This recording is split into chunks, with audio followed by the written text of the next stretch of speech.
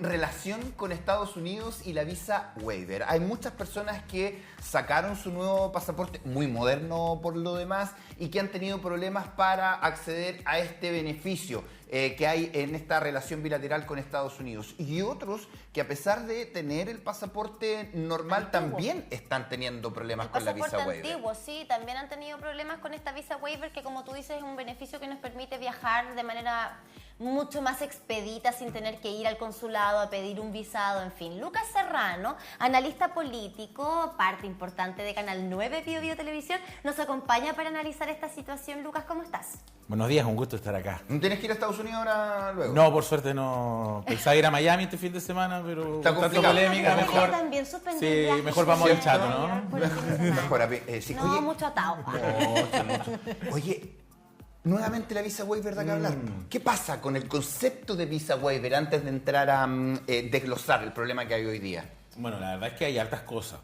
Si nos quedamos con la versión oficial del gobierno, esto es simplemente un efecto mariposa del cambio del nuevo pasaporte, que viene con una letra R al principio, y esa letra R no está registrada en los servicios electrónicos de Estados Unidos. Por lo tanto, según la versión oficial que ha dado el subsecretario de Justicia, esto debería subsanarse porque es simplemente un error de digitación, un error técnico, y no tiene nada que ver con algo más político. Sin embargo, como ustedes muy bien decían, uno de los grandes interrogantes frente a esa respuesta es que hay gente que, viajando con el pasaporte antiguo, se les negó la visa waiver incluso estando ya en el aeropuerto. Es cierto, por eso mucha gente está recomendando que si viajan a Estados Unidos, pues si alguien quiere viajar luego, vayan con mucha anticipación en el aeropuerto, porque logran sacar en un par de horas como una especie de visa abreviada del caso waiver si se la suspenden o se las bajan. Sin embargo, esta no es la primera polémica que tenemos, porque obviamente Estados Unidos es muy celoso con su política de ingreso. Estar en este programa de visa waiver es una relativa como ventaja que tiene nuestro país debido a la trayectoria y supuestamente a la relación que tenemos con Estados Unidos. Sin embargo, debido a también hechos delictuales donde está involucrado hasta el mismo Keanu Reeves, hasta el mismísimo Neo, se pone en riesgo también desde hace mucho rato la relación con Chile de tener esta visa waiver. Hay muchos parlamentarios estadounidenses del Partido Republicano que no son muy simpatizantes de que Chile tenga este beneficio. Ya varias veces han intentado suprimirlo, por lo cual también uno se pregunta si subyace algo más detrás de eso, porque efectivamente no es solamente, parece no ser solamente un error técnico. No, de hecho hay un caso de un periodista de Mega, lo decimos porque él hizo un despacho desde el aeropuerto, incluso, para Mega Noticias, contando su situación. Él iba a viajar, no sé si de vacaciones o enviado por trabajo, pero si fue por vacaciones, se saltó sus vacaciones y lo contó igual. ¿Por qué? Porque dijo, yo tengo el pasaporte antiguo. Claro. Y llego aquí y me entero aquí de que me suspendieron la visa waiver. Él la revisó antes. Claro. Y para explicar un poquito, la visa waiver es, tú tienes que ingresar a una página, hay un sitio web, donde tienes que llenar un formulario que te hacen una serie de preguntas. No es corto el formulario, pero sí es simple, ¿no? Es simple. Amigable. Es amigable. Vas respondiendo pregunta a pregunta. Lo puedes sacar de manera individual o familiar, para un grupo familiar, ¿cierto? Si viaja más de una persona. Y una vez que tú terminas de llenar ese formulario, se envía y desde Estados Unidos te devuelven la respuesta de si finalmente te otorgan o no esta visa waiver. ¿Qué hace esto? Que tú te saltes el trámite de tener que viajar al consulado de Estados Unidos en Santiago a pedir los papeles allá, ¿cierto? Y que el trámite es mucho más largo, más caro, engorroso y más caro, ¿cierto?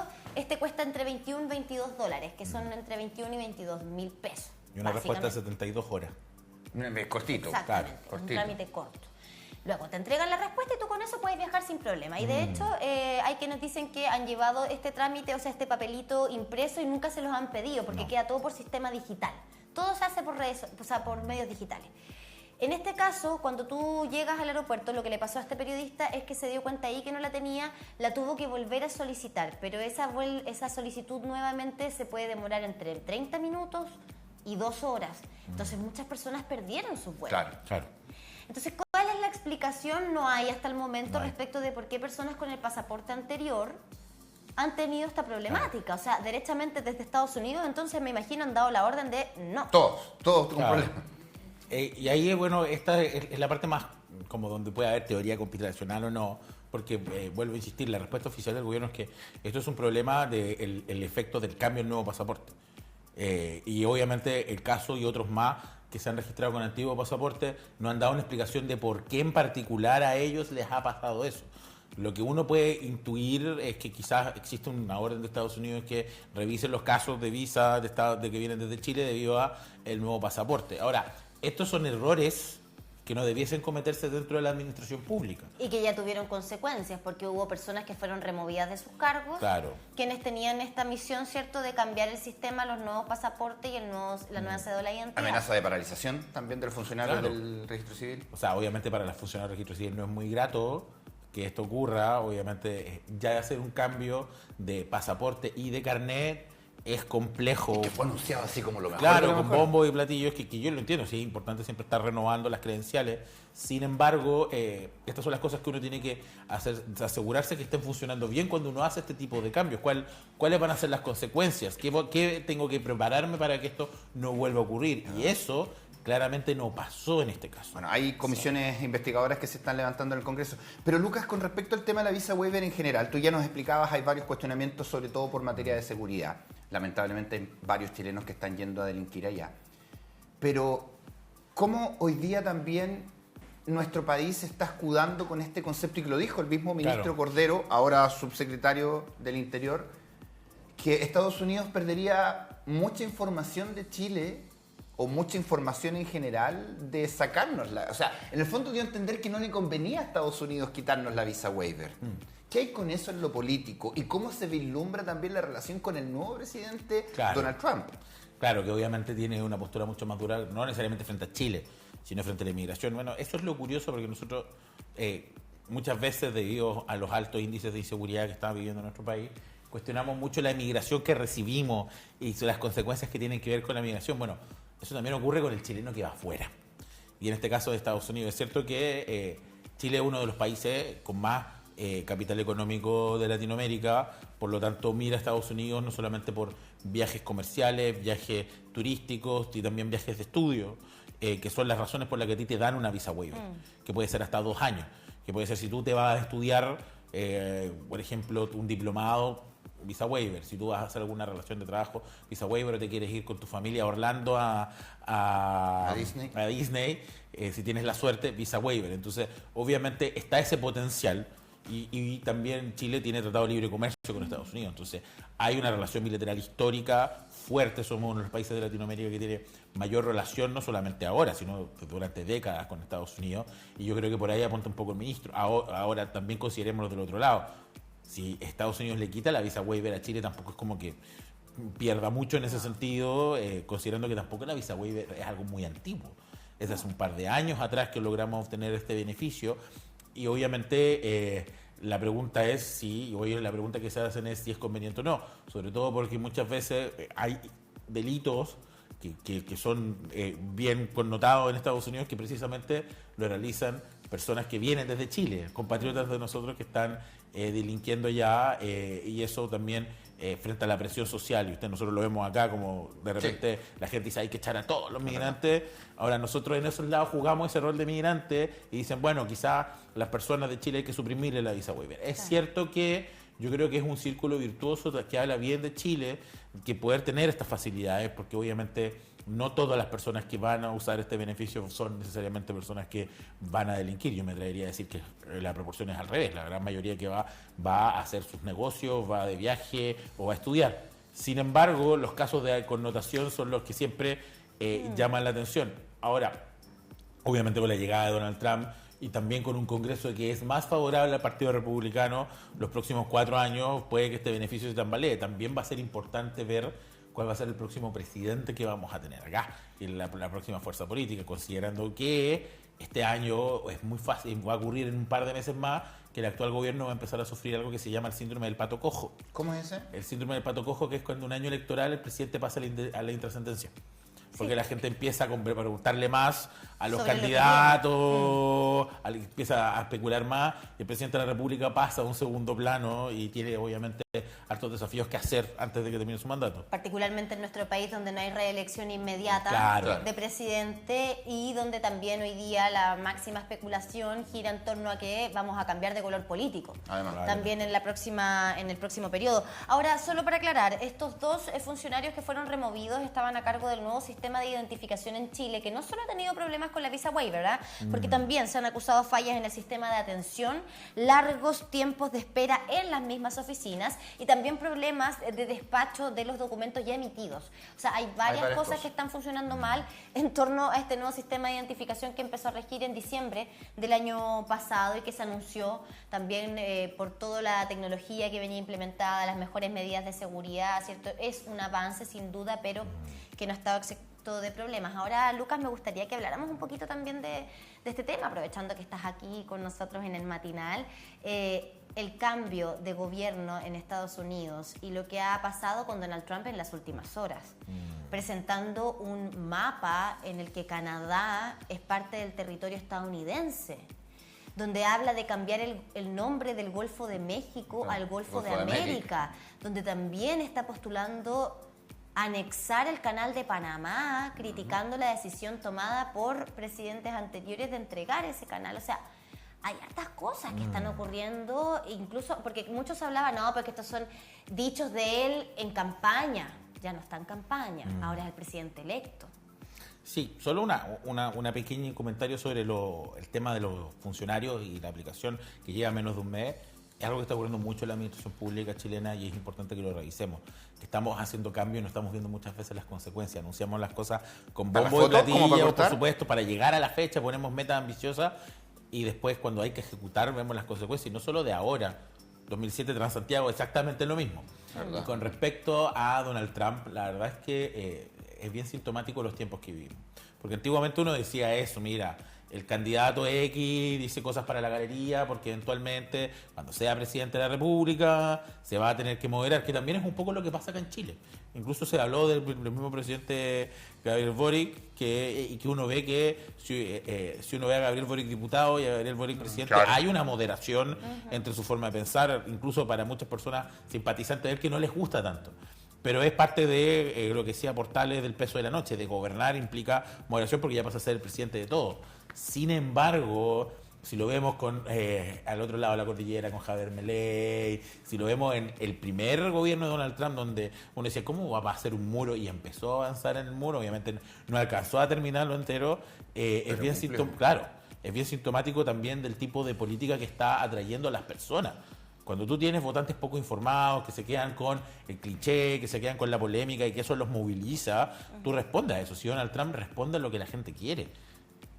No es necesariamente muchas estas ideas propias de Donald Trump, sino él traduce visiones que él escucha por parte de personas y aunque parezcan caricatura, las transforma en acción de gobierno. ¿Y tenemos ese riesgo nosotros en Chile? En este caso con José Antonio Kast, por ejemplo, que representa un poquitito esa visión. ¿Tendríamos ese riesgo? Y perdón, pero ni siquiera con alguien tan extremo. No olvidemos que a propósito del muro, Evelyn Matei, carta presidencial de la UDI, también ha propuesto hacer zanjas, levantar muros, dinamitar incluso claro, la frontera en nuestro país.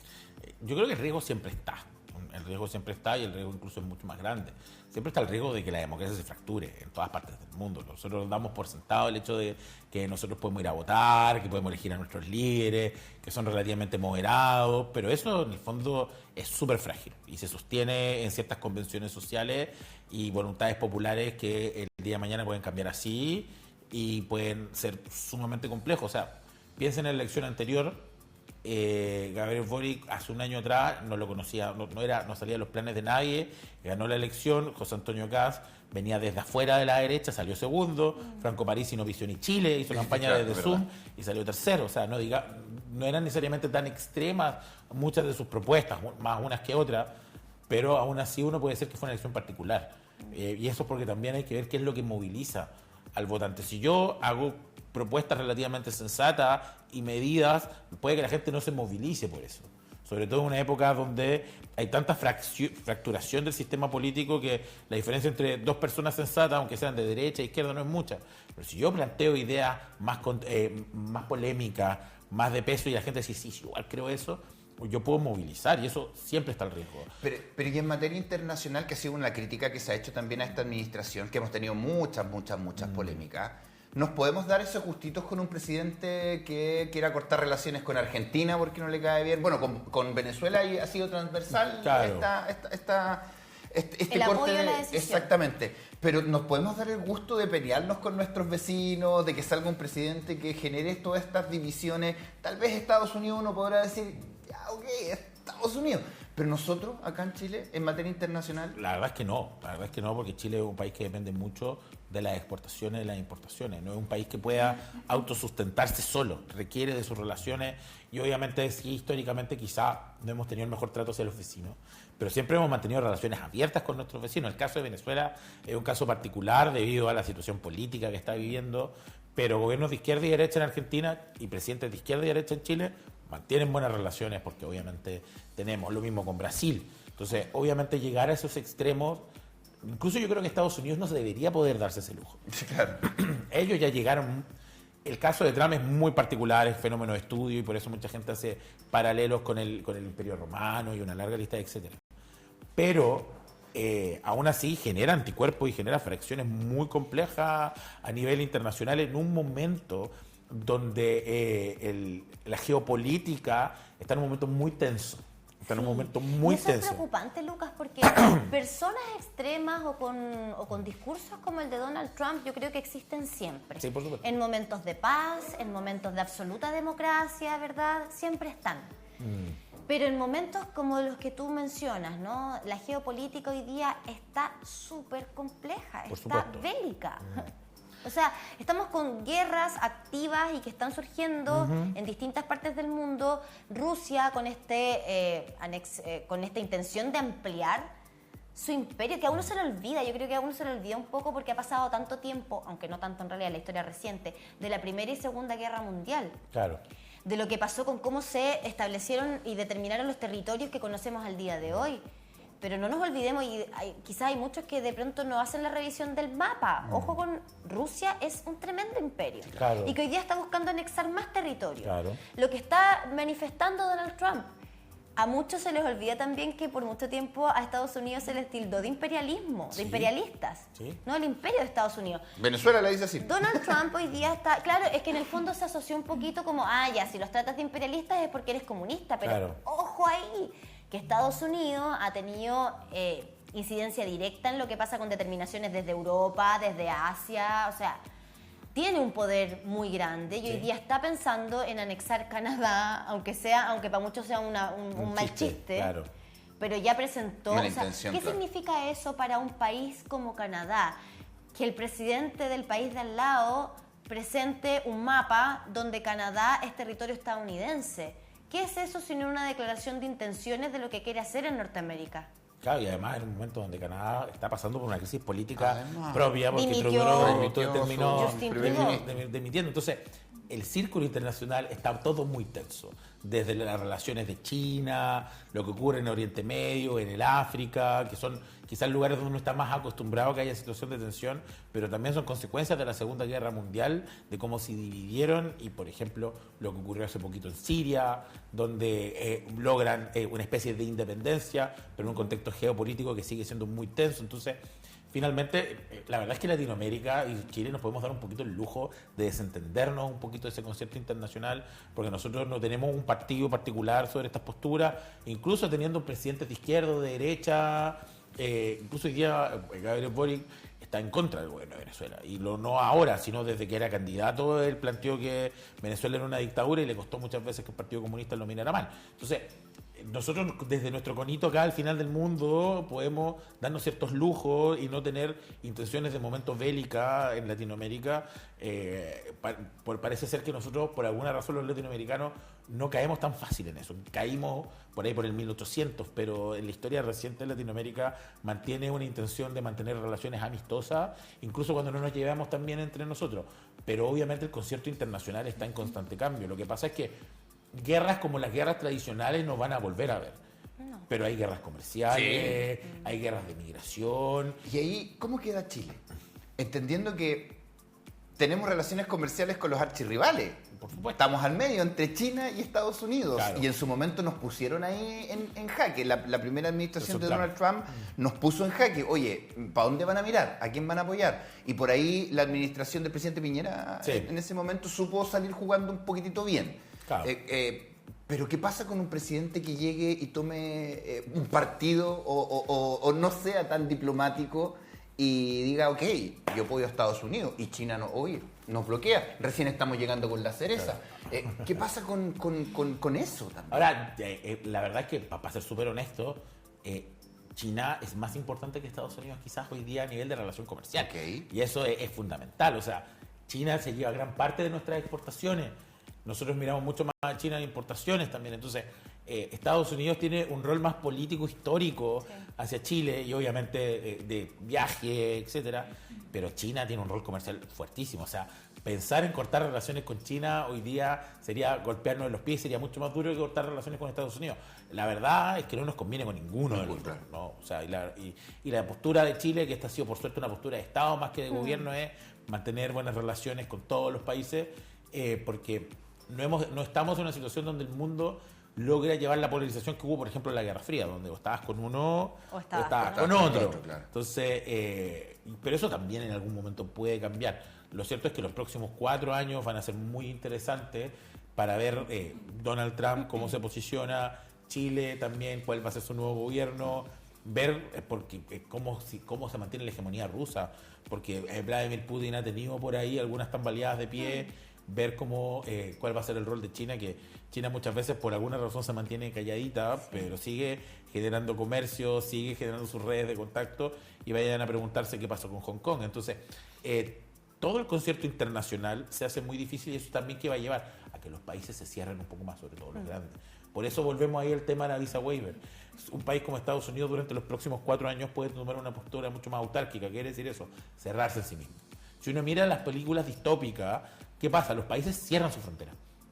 Y prefieren aislarse de un mundo en conflicto, de un mundo beligerante. Y creo que nosotros, como en Latinoamérica, igual tenemos una posición bien privilegiada porque nos alejamos de eso. Ahora, lo que pasa en Latinoamérica de pronto es que tenemos más problemas dentro de la propia Claro, frontera nacional claro. que con los vecinos. Entonces, que eso quizás nos impide estar pendiente más de lo que pasa allá afuera que lo que pasa, porque hay que estar pendiente de lo que pasa adentro. Y ahí me gustaría volver a un punto que hiciste hace un ratito atrás. Porque si bien la geopolítica a nivel internacional hoy día está súper fracturada y con muchos riesgos, con conflictos que están surgiendo a cada rato, ¿verdad? Y que ya quizás, como tú decías, no son las guerras de antaño, sino que son otro tipo de guerras, pero son guerras al fin. Claro. ¿Qué pasa con la interna en nuestro país? Con estas decisiones de las que luego hay que devolverse sobre la misma. Hoy día estamos con errores de cálculo en las recaudaciones de nuestro país, de los impuestos, errores de cálculo que se traducen en que a los gobiernos regionales no está llegando la plata que se había prometido, Claro. comprometido y por ende invertido ya, Claro. o sea, plata que ya se gastó, Se ha gastado, claro. y que ahora estamos a la espera de que llegue. Estamos con situaciones bien complejas en ese sentido, particularmente en la región del Biobío, autoridades que se nombran y que a menos de 24 horas hay que pedirles la renuncia. Seremías que todavía están descabezadas después de mucho tiempo. Leyes que hay que modificar. Vamos a terminar prácticamente el gobierno del presidente Gabriel Boric sin que se haya podido tener a todos los seremis en cada una de las carteras que existen.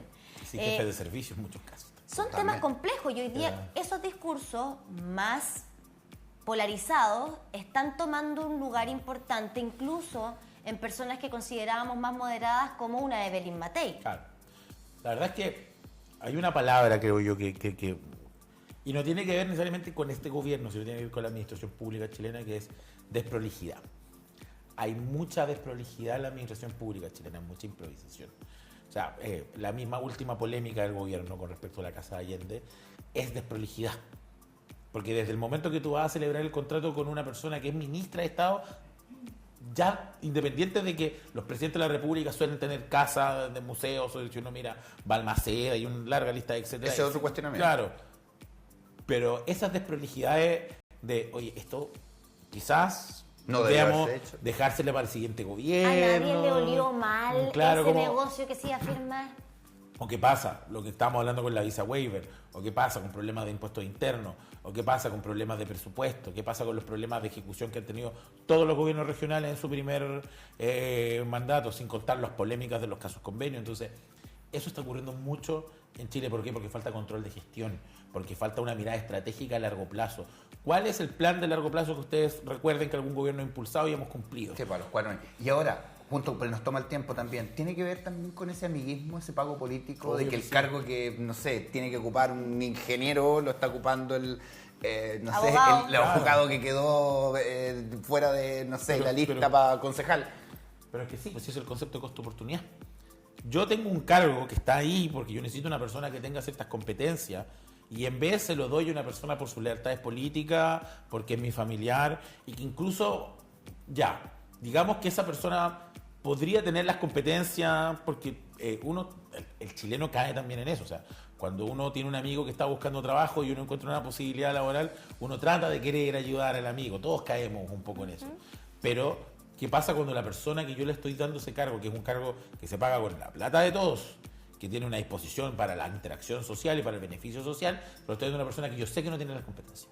O que va a usar ese cargo para usar el lobby político, o como para darle un sueldo por mientras que está pensando en la próxima campaña. Entonces, eso al final es una merma porque ese cargo por algo existe, o ese espacio por algo existe. Entonces, yo, por dársela a una persona para pagar un favor político o para tener contento a mis votantes, etcétera, estoy perdiendo la posibilidad de tener una persona que puede servir eso.